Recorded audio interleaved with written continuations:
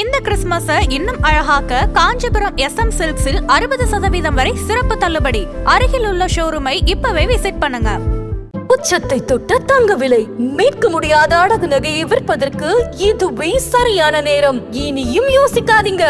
உங்க தங்க நகைய அதிக விலைக்கு விற்க சிறந்த வழி பிரைம் கோல்ட் ஹப் 9840551787.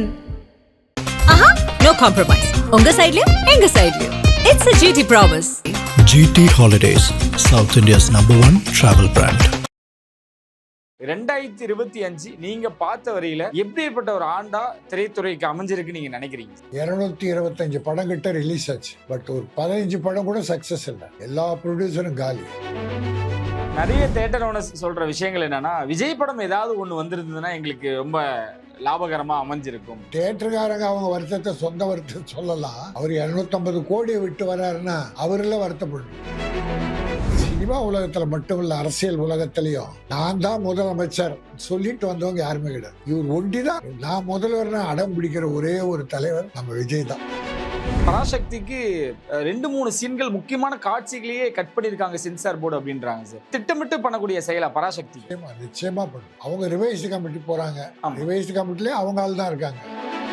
ஜனநாயகன் படத்தோட வசூல குறைக்க பாக்குறாங்க. எல்லாம் எப்படி அதுக்காக தனியா விட்டுருவாங்களா? இது வரைக்கும் 4 படம் 5 படம் ஒரே நாள்ல வரலையா? ஜனநாயகம் வரட்டும், பராசக்தி வரட்டும். அவரோட கடைசி படவிழா அது இங்க நடந்திருந்தா இன்னும் கொஞ்சம் நல்லா இருந்திருக்குமோ. அவங்க ரசிகர் கூட அதான் நினைக்கிறாங்க. ஆனா அவர் விரும்புறாரு அங்க போகணும், உலக விளம்பரம் கிடைக்கணும்னு நினைக்கிறாரு. தமிழ் படத்தை தமிழகத்துல தமிழக மக்கள் பார்க்குற அளவுக்கு பண்ணனா உலக மக்கள் பார்ப்பாங்க. தமிழகம் தமிழக வெற்றி கழகம் பேசுறவரு இதை தமிழகத்தில் தான் பண்ணிருக்காங்க. ஆதன் சினிமா நேரில் அனைவரும் ஒரு பெரிய வணக்கம் அண்ட் வெல்கம் டு ஷோ. இன்னைக்கு நம்ம கூட கே ராஜன் சார் இணைஞ்சிருக்காங்க. வழக்கம் போல நிறைய விஷயங்கள் பேச போறோம். வணக்கம் சார். வணக்கம். வாழிய செந்தமிழ், வாழ்க நற்றமிழர், வாழிய பாரத மணி திருநாடு. சார், அஸ் அ ப்ரொடியூசரா நிறைய விஷயங்கள் நான் பேசணும்னு இன்னைக்கு வந்திருக்கோம். வழக்கமா நிறைய இடங்கள்ல நம்ம நிறைய விஷயங்கள் பேசுறது, அன்றைய நாட்கள்ல ஏதாவது விஷயங்கள் வந்தா பேசுவோம். ஆனா ஒரு வருஷத்தோட கடைசியில அந்த படங்கள், அந்த வருஷம் வந்த எல்லா படங்களை பத்தின ஒரு டாக் ஒன்று இருந்துகிட்டே இருக்கும். 2025 நீங்க பார்த்த வரையில எப்படிப்பட்ட ஒரு ஆண்டா திரைத்துறைக்கு அமைஞ்சிருக்கு நீங்க நினைக்கிறீங்க சார்? Very bad. ரொம்ப கவலையான நாளாதான், வருஷமாதான் இந்த வருஷம் சினிமா உலகத்துக்கு அமைஞ்சிருக்கு. 225 படம் கிட்ட ரிலீஸ் ஆச்சு. பட் ஒரு 15 படம் கூட சக்சஸ் இல்லை. எல்லா ப்ரொடியூசரும் காலி. ப்ரொடியூசர் நிலைமை என்னன்னா, ஃபைனான்ஸ் பண்ண ஆள் இல்லை, படம் எடுத்தா ரிலீஸ் பண்ண ஆள் இல்லை, வாங்குறதுக்கு ஆள் இல்லை. எடுத்த ப்ரொடியூசர் ரிலீஸ் பண்ண வேண்டியிருக்கு. பெரிய படங்கள் ஒரு 10-15 வந்திருக்கும். அதுல ஒரு 2 படம் தான் சக்சஸ் ஆயிருக்கு.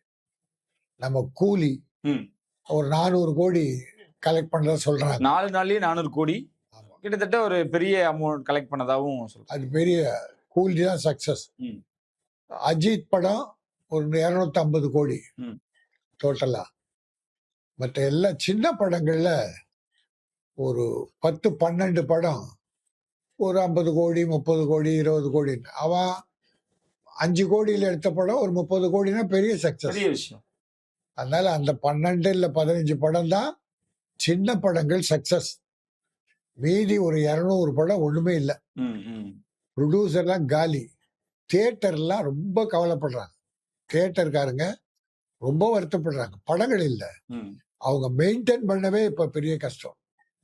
அந்த சூழ்நிலை தான் இந்த 2025 ஒரு கடினமான சினிமா உலகத்துக்கு ஒரு கஷ்டமான காலமாக தான் முடிஞ்சதை தவிர நல்ல காலம் இல்லை. பெரிய ஹீரோஸ் எல்லாம் எடுத்த படங்கள், இந்த பெரிய பட்ஜெட்ல எடுக்கக்கூடிய படங்கள், தக் லைஃபா இருக்கட்டும், ரெட்ரோவா இருக்கட்டும், இந்த மாதிரியான படங்கள் சரியா அமையல அப்படின்ற ஒரு விமர்சனமும். கதை அமையல, கதை இல்லை. ஏன் மணிரத்னம் பொன்னியின் செல்வன் ஏதோ ஒரு சக்சஸ் ஆயிடுச்சு. அடுத்து வந்த படம் ஒண்ணு கமலும் சிம்பு ஆக்ட் பண்ண படம் தக் லைஃப் ஒண்ணு இல்லாம போயிடுச்சு. சூர்யாவது கூட பெரிய சக்சஸ் எல்லாம் இல்லை, ரொம்ப சுமார். எல்லா படமும் பார்த்தீங்கன்னா பெரிய படங்கள் பெரிய அடி. 2 படத்தை தவிர மீதி எல்லாம் அடி. தனுஷ் படம் ஒரு படம் ஏதோ நல்லா போச்சு. அப்புறம் பிரதீப் ரங்கநாதன் ஆ, பரவாயில்ல, முன்ன 2 படம் மாதிரி இல்ல, அதை விட கொஞ்சம் ரேஞ்சு கம்மி, ஆனா பரவாயில்ல, தப்பில்ல. ம், ம். அது ஓரளவு கலெக்ட் பண்ணுச்சு. மற்ற சின்ன படத்துல டூரிஸ்ட் ஃபேமிலி 60-70 கோடி கலெக்ட் பண்ணிருக்கு. ம். ஒரு 10 கோடியில எடுத்திருப்பாங்க, அதுக்குள்ளதான் இருக்கும். பட் 60 கோடி கிட்ட கலெக்ட் பண்ணிருக்கு. வேற சில படங்கள்ல நம்ம சூரி ஹீரோ பண்ண படம் மாமன், அது ஒரு நல்ல சக்சஸ். ஓகே. அப்படி அந்த 12-15 படத்துக்குள்ள சின்ன படம். பெரிய படம் என்பது ரொம்ப குறைவு. பெரிய ஹீரோஸ் படம்லாம் இந்த வருஷம் சரியாவே சொல்ற மாதிரி இல்ல. சரி, இப்படி ஒரு பக்கம் இருக்க, இனி பெரிய ஹீரோஸோட அந்த சம்பளம் குறைய வாய்ப்புகள் இருக்கா சார் இனி வர ஆண்டுகளில்? ஏத்தனை சம்பளத்தை அவங்க இறக்க மாட்டாங்க. ஓகே. சரித்திரமே கிடையாது. மனசாட்சி உள்ளவங்க எல்லாம் ஹீரோக்கள் அந்த காலம். இப்ப பணக்காட்சி தான், ம், ம். மனசாட்சி எல்லாம் இல்ல. ப்ரொடியூசர் என்ன கஷ்டப்படுறான், எவ்வளவு லாஸ் ஆனா, அதை பத்தி இல்ல. என் பணத்தை கொடுத்துரு, என் சம்பளத்தை கொடுத்துரு பேச. அதுவும் சம்பளம் அந்த கோடியை தாண்டிடுச்சு. உனக்கு நாடோடி மன்னன்றது எம்ஜிஆருடைய மிகப்பெரிய படம். ஆம். சினிமா உலகத்துக்கே மிகப்பெரிய படம். அந்த காலத்துல 30 லட்சம் ரூபாய் எடுத்தது டோட்டல். ம், ம். அது டோட்டல் செலவு 30 லட்சம். ம். இப்ப அந்த படம் இல்லைன்னா 300 கோடி, 300 கோடி ஆகும். ஓகே. அது கலெக்ட் பண்ணது எங்கேயோ போச்சு. அதான் எம்ஜிஆர் கிட்ட கேட்டாங்க, இவ்வளவு பெரிய பட்ஜெட்ல படம் எடுக்கிறீங்களே, சக்சஸ் ஆனா நான் மன்னன், ஃபெயிலியர் ஆனா நான் நாடோடி ம். அப்படின்னு எம்ஜிஆர் சொன்னார். அதனால அந்த காலத்து சினிமா உலகம் என்பது பொற்காலம். இந்த கடந்த ஒரு 15 வருஷமாவே சினிமா இறங்கி இறங்கி இறங்கி போய், அதாவது கோடிகளை எப்போ நடிகர்கள் போனாங்களோ ம். அப்போ சினிமா தெரு கோடிக்கு போயிடுச்சு. ரஜினி தொடர்ந்து முதலிடத்திலேயே பயணிச்சுக்கிட்டு இருக்காரு சார், எப்படி பாக்குறீங்க நீங்க? அவருடைய பிரின்சிபல் கதை பார்க்கிறாரு. ஓகே. அதாவது கதைக்கு முக்கியத்துவம் கொடுக்கிறாரு. அப்புறம் சின்சியரா நேரத்துக்கு நடிச்சு கொடுக்கிறாரு. ம். கான்ட்ரவர்சி இல்லாம இருக்காரு. அவருக்குன்னு கட்சி ஆரம்பிக்க பண்ணாரு, கஷ்டத்தை உணர்ந்து ஒதுங்கிட்டார். அவர் இப்ப எல்லாருக்கும் ஒரு பொது மனிதனா இருக்கார். எல்லா மக்களும் விரும்புகிற ஒரு ஹீரோ. ம். அதனால அவருடைய கலெக்ஷன் நல்லாவே இருக்கு. எல்லா மக்களும் படம் பார்க்கறாங்க. மத வேறுபாடு கிடையாது. அவருன்னு சமயமா இந்துத்துவ பத்தி பேசுவார், இந்து மதம் பத்தி, அது பேச வேண்டியதுதான். பட் ஒரு குறிப்பிட்ட எந்த மதத்தையும் புண்படுற மாதிரி பண்ண மாட்டார். ஓகே. எல்லா மக்களும் அவர் வேணும்னு நினைச்சு இன்ன வரைக்கும் ஒரு நல்ல ஹீரோவா நிக்கிறதுல ரஜினிக்கு இணை ரஜினி தான். நிறைய தியேட்டர் ஓனர்ஸ் சொல்ற விஷயங்கள் என்னன்னா, விஜய் படம் ஏதாவது ஒண்ணு வந்திருந்ததுன்னா எங்களுக்கு ரொம்ப லாபகரமா அமைஞ்சிருக்கும், நாங்களும் கொஞ்சம் நல்லா இருந்திருப்போம், விஜய் எடுத்த முடிவு தப்பு அப்படின்னு. ரைட். அது தியேட்டருக்காரங்க அவங்க வருத்தத்தை, சொந்த வருத்தத்தை சொல்லலாம். அதுக்காக விஜய் ஒரு ரொம்ப காலமா கற்பனை பண்ண ஒரு உலகம். அவர் 250 கோடியை விட்டு வர்றாருன்னா அவரெல்லாம் வருத்தப்படணும். இப்ப எனக்கு வேண்டாம், மக்களுக்கு நான் சேவை செய்யணும் அப்படின்னு வந்திருக்காரு. அது என்ன சேவை செய்ய போறாரு தெரியல. ம். இனிமேதான் இப்போ பால பாடத்துல இருந்து எலிமெண்டரி ஸ்கூலுக்கு வந்திருக்காரு. ஓகே. ஒரு ஒரு ஒரு 5-6 கூட்டம் சரியா ஆர்கனைஸ் பண்ணல. ம். பட் இப்போ ஈரோடு நடந்த கூட்டம் நல்லா பண்ணிருக்காரு. ம். ம். ம். ரொம்ப டிசிப்ளின்டா இருந்ததுன்னு சொன்னாங்க. அவ்வளவுதான். இதெல்லாம் ஒரு அனுபவம் தான். அதனால இந்த எலெக்ஷனுக்கு அவர் ஒன்றும் சொல்ல முடியாது. ம். இப்போ இத்தனை வருஷமா, அதாவது சினிமா உலகத்துல மட்டும் இல்ல, அரசியல் உலகத்திலையும் நான் தான் முதலமைச்சர் சொல்லிட்டு வந்தவங்க யாருமே கிடையாது. ம். இவர் ஒண்டிதான் நான் வந்த உடனே முதலமைச்சர் வந்தது. அது பெரிய தப்பு. மக்கள் பார்த்து முடிவு பண்ணிருக்கு. பொதுவா கொள்கையை வச்சு மக்கள் கிட்ட போய் அவங்க ஓட்டு போட்டு மெஜாரிட்டி தேர்ந்தெடுத்தா முதல்வர் வரலாம். ம். ம். விட்ட உடனே நான் சீஃப் மினிஸ்டர் அப்படின்னு வந்தது பெரிய தப்பு. ஓகே. அப்படி சொல்லிடக்கூடாது. எம்ஜிஆர் முதல்ல காங்கிரஸ்ல இருந்தார். ம். பிறகு அண்ணாவால் ஈர்க்கப்பட்டு திமுக ஆனார். திமுகவில் 15 வருஷம் பயணம் பண்ணார். ஒவ்வொரு குக்கிராமத்துக்கும் போனார், மக்களை சந்திச்சார், ஏராளமான உதவிகள் பண்ணார். தாய்மார்கள் அவர்களை குடும்ப தலைவனா ஏத்துக்கிட்டாங்க, குடும்பத்துல ஒருத்தரா ஏத்துக்கிட்டாங்க. அப்புறம் திமுகவில் பொருளாளராக இருந்தார், எம்எல்ஏ ஆனார், எம்எல்சி ஆனார். அப்படி படிப்படியா வந்த பிறகு கலைஞருக்கு அவருக்கு ஏற்பட்ட கருத்து வேறுபாடுல பிரிஞ்சு தனி கட்சி ஆரம்பிச்சார். அப்ப கூட எடுத்த உடனே அவரு நான் தான் முதல்வர் சொல்லவே இல்லை. மக்கள் கிட்ட போனார், ஓட்டு கேட்டார், மக்கள் அவருக்கு பெருவாரியா போட்டாங்க. ம். அப்புறம் அவங்க கட்சிக்காரங்க இவர் தான் முதல்வர் அப்படின்னு செலக்ட் பண்ணாங்க.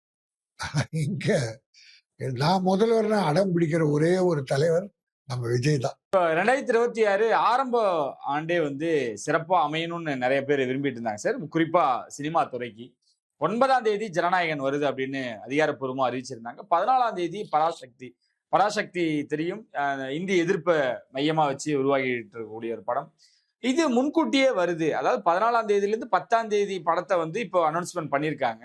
நிறைய எதிர்ப்புகள், நிறைய விமர்சனங்கள், குறிப்பா ரெட் ஜெயிண்ட் தான் இந்த விஷயங்களை பண்ணிக்கிட்டு இருக்காங்க அப்படின்னு ஒரு விமர்சனம் வைக்கிறாங்க. அதை எப்படி சார் நீங்க பாக்குறீங்க? இல்ல ஒன்றும் தப்பு இல்லையே. ம். அவங்க பார்க்குறாங்க, அவங்க படம் சொந்த படம்.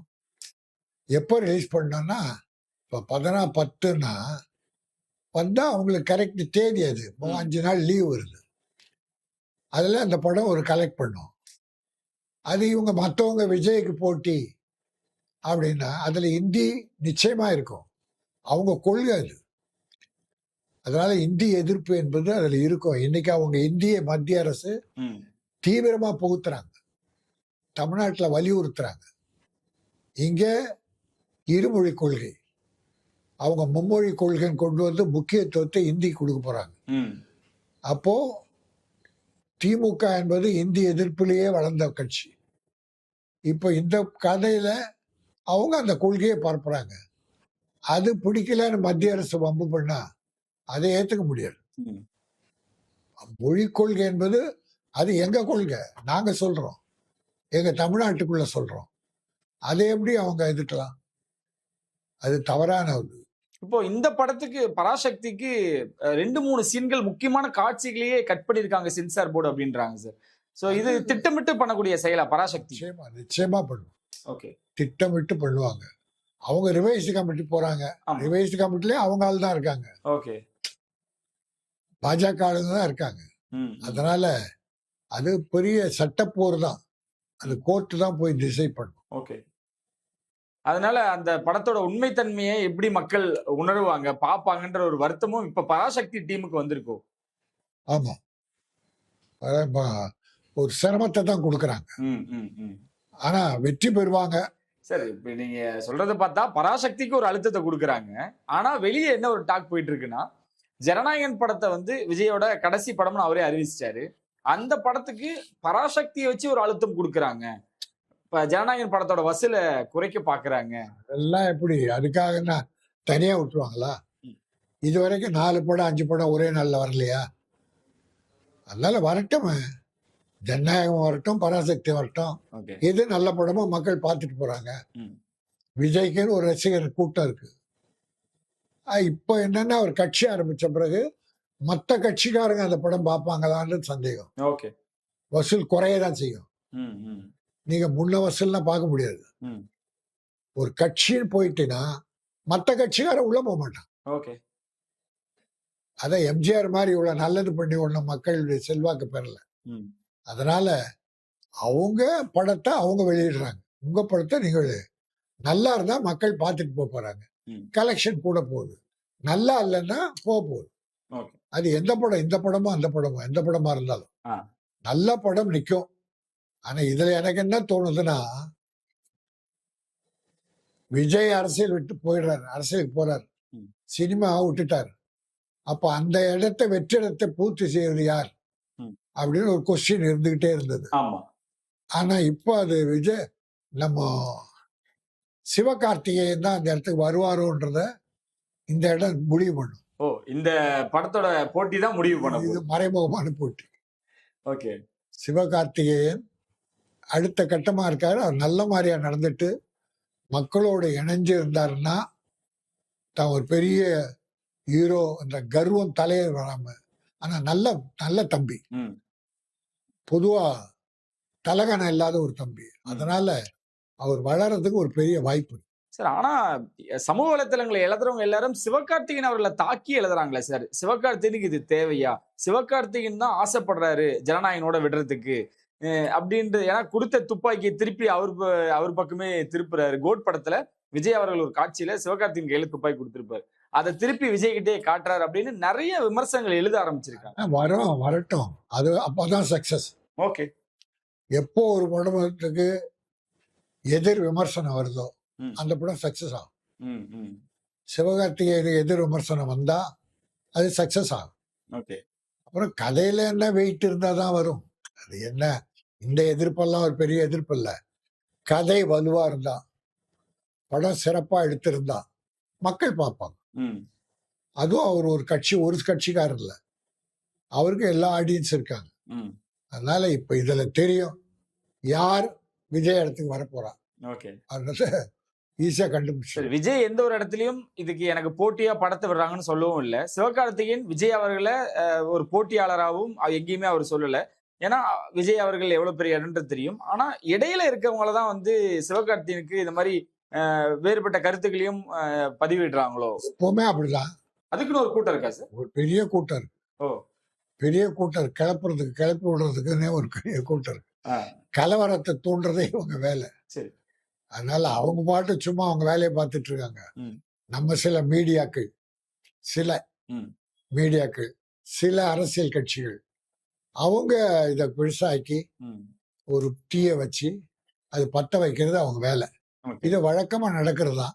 இப்போ சிறப்பா இருக்கு. அவர் கட்சி ஆரம்பிச்சதால அது இப்ப வலிமை பெறுது. ம். இதெல்லாம் சிவகார்த்திகேயனுக்கு ஒரு பின்னடைவாவோ இல்ல அவரு இதெல்லாம் பார்த்து கொஞ்சம் தயக்கமும் இருக்குமோ? என்னடா நம்ம அவரு சொல்ல முடியாது. ஏன்னா ஒரு ப்ரொடக்ஷன் தான், அவங்க தான் அதை முடிவு பண்ணணும். சிவகார்த்திகேயன் எங்க சுத்தினாலும் அவர் மேலேயே வந்து ஒரு பழியை சுமத்துறாங்களே அப்படின்னு. அப்ப பேர் பெருசா வந்துருவார். ஓகே. எப்ப எதிர்ப்பு ஒருத்தர் கிளம்புதோ அவர் பெரிய ஆளா வருவார். ம். அதுக்குதான் சொன்னேன், அந்த தம்பி ரொம்ப நீட்டா எம்ஜிஆருடைய கொள்கையை கொஞ்சம் பயன்படுத்தி ஒரு 25% எம்ஜிஆர் எப்படி நடந்துக்கிட்டாரு மக்கள் கிட்ட ம். ஃபாலோ பண்ணாருன்னா அவரும் ஒரு நல்ல நிலைக்கு வர்றதுக்கு வாய்ப்பு இருக்கு. ஓகே. வரணும். சில கெட்ட பேர் இடையில வந்தது, ம். அதெல்லாம் தூக்கி போட்டு இனி நல்லவன், படங்கள்லயே நல்ல விஷயங்கள் சொல்லணும், ஒழுக்க நெறிகள். அதுக்குதான் எம்ஜிஆர் உதாரணம் சொன்னேன். ம். ரஜினி சாரை கூட சொல்லலாம். ரஜினி படங்கள் கூட நீட்டா ஒழுக்கமா இருக்கும், விரசம் இருக்காது. இந்த மாதிரி மக்கள் விரும்புகிற ஒரு கதைகளை, நடிப்பை சொன்னா சிவகார்த்திகேயன் எதிர்காலம் இருக்கு. ஓகே. அப்போ இவரு கூட, நம்ம விஜய் சேதுபதி கூட ஒரு நல்ல நிலைக்கு வர்றதுக்கு வாய்ப்பு இருக்கு. ஆ.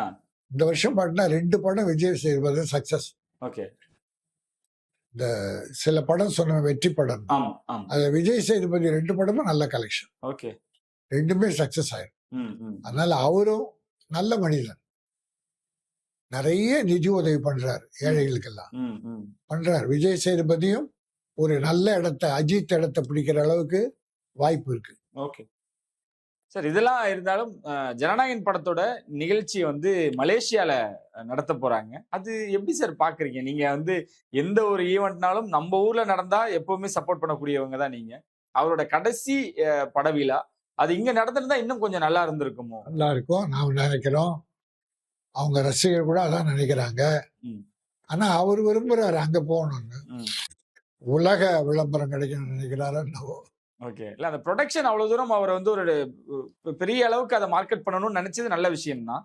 இருந்தாலும் இங்க இருக்கக்கூடிய தமிழ் ஆடியன்ஸ் நிறைய பேர் வருத்தப்பட்டு தெரிவிச்சுக்கிட்டு. இல்ல அது வருத்தம் தான். ஒரு தமிழ் படத்தை தமிழகத்துல தமிழக மக்கள் பார்க்கிற அளவுக்கு பண்ணனா உலக மக்கள் பார்ப்பாங்க. ம், ம், ம். நான் மீடியாவில் தான் போயிடுது, அந்த நிமிஷமே லைவா பண்றாங்க, அல்லது ஒரு தொலைக்காட்சி எடுத்து அதை ஒளிபரப்புறாங்க.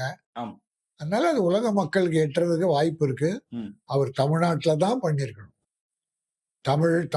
தமிழக வெற்றி கழகம் பேசுறவரு இத தமிழகத்தில் தான் பண்ணியிருக்கணும். ம். அதுக்கப்புறம் அவர் என்ன நினைச்சாரோ நிறைய. புதுச்சேரி, அதுக்கப்புறம் இப்போ மலேசியா, இந்த மாதிரி எங்க போனாலும் அவருக்கு ஒரு நெருக்கடிகள் இருந்துகிட்டு தான் இருக்கு. புதுச்சேரியில எல்லாம் அவர் அரசியல் பேசுறதே தப்பு. ஓகே. தமிழகத்தை திமுகவை போய் புதுச்சேரியில திட்டுறார். திமுக இந்த தப்பு பண்ணுச்சு அந்த தப்பு பண்ணுச்சுன்னு. புதுச்சேரியில பாரதிய ஜனதா ஆட்சி நடக்குது. அதை கூட கரெக்டா அந்த லோக்கல் இப்ப ஈரோடு நல்லா பேசினாருன்னு சொல்றேன். அதான் சார், ஈரோட்ல நீங்களே பாராட்டி இருக்கீங்க, ஆர்கனைஸ்டா பண்ணாங்கன்றீங்க, அவர் பேசுனது நல்லா இருக்குன்றீங்க. சோ அங்க இருந்து அதுல மக்களா மதி ஒரு சேர் கூட போடல. ஓகே. நிக்க வைக்கிறது இப்பெல்லாம் எல்லாமா. வேலூர்லயா திமுக ஒரு இளைஞர் திருவண்ணாமலை மாவட்டத்தில் திருவண்ணாமலை ஒரு ஆர்கனைஸ்டா வெல் ஆர்கனைஸ்ட ஒரு மீட்டிங் திமுக இளைஞர் அணி நடத்திருக்கு. 1.5 லட்சம் மக்கள், ஒரு அசம்பதம் இல்லை, ஒழுக்க நெறியோடு கட்சி கட்டுப்பாட்டோட வந்து பார்த்து போயிரு. இப்ப இவர் மீட்டிங் எல்லாம் பார்த்தா ஹால்ல வைக்கிறீங்க, நிக்க வச்சு பாக்குறது என்ன? மக்கள் இப்பெல்லாம் உட்கார்ந்துதான் மக்கள் பாக்குறாங்க. அவங்க என்ன சொல்றாங்கன்னா சார், எண்ணிக்கையை விட அதிகமான மக்கள் கூட்டம் வருது எங்களால. சரி, அதிகம் வந்தா நிக்கட்டும். இருக்கிறவங்களுக்கு சேர் போடலையே. ஓகே. வர்றவங்களுக்கு சேர்ல உட்கார்ந்து மீதி நின்னா பரவாயில்ல, எல்லாருமே நிக்கிறதுன்னா அது ஒரு குறையா தான், பெரிய குறை. சார் இப்போ உங்க தமிழ் இண்டஸ்ட்ரியில சிம்புக்கு போற இடமெல்லாம் ஒரு வரவேற்பு கிடைச்சிட்டே இருக்கு. நீங்க பார்த்துருப்பீங்கன்னு நினைக்கிறேன். அந்த அரசன் படத்துல வெற்றிமாறன் இயக்கத்துல அவர் நடிச்சுக்கிட்டு இருக்காரு. அவரு இங்க இருந்து மலேசியா போறாரு, அஜித் குமாரை சந்திக்கிறாரு, அங்கு சிம்புக்குன்னு ஒரு கூட்டம் சேர்றாங்க. இங்க தமிழ்நாட்டுல அவரோட ஷூட்டிங் தொடங்கிச்சு மதுரை பக்கம், அங்கேயும் நிறைய கூட்டம் சேருது. சிம்பு அவர்கள் இப்பதான் ஒரு பெரிய ஒரு மாற்றத்தோட கிளம்பி வரணும். இததான் எதிர்பார்த்தேன். வரணும். ஒரு திறமை உள்ள ஒரு தம்பி இந்த மாதிரி அட்ஜஸ்ட் பண்ணி ப்ரொடியூசரோட ஒத்து போய் ஒவ்வொரு படத்தை முடிச்சு கொடுத்தா நல்ல பேர் கிடைக்கும், ரசிகர்களும் அதிகமா வருவாங்க. இதைத்தான் நான் ஆரம்பத்துல சொல்லிட்டு இருந்தேன். சில தவறு செய்யும் போது சுட்டி காட்டியிருக்கேன். அதனால இப்போ ஒரு அவருக்கும் அனுபவம் தானே, இது வரைக்கும் பட்ட கஷ்டப்பட்டார், அவரால் தான். அவருக்கு வந்த கஷ்டம் அவரால் தான். ஆனா இப்போ ஒரு டிசிப்ளினா வந்தாருன்னா ப்ரொடியூசரா அவஸ்தைப்பட வைக்க கூடாது. கொடுத்த தேதியை ஆனர் பண்ணணும். ஒழுங்கா நடிச்சு கொடுத்தா ஒரு நல்ல மாதிரியா வரலாம். அவரும் ஒரு முன்னணிக்கு இன்னும் வளர்றதுக்கு வாய்ப்பு உள்ள ஒரு இளைஞன். அது வாழ்த்துக்கள். ஓகே. அந்த அரசியல் படம் அப்டேட் வரும்போது நிறைய விஷயங்கள் பேசுவோம் சார். ரொம்ப நன்றி சார், நிறைய விஷயங்கள் எங்களோட பகிர்ந்துகிட்டது. நன்றி. வாழ்க தமிழ், வாழ்க தமிழகம். நன்றி, வணக்கம். ரொம்ப நன்றி சார்.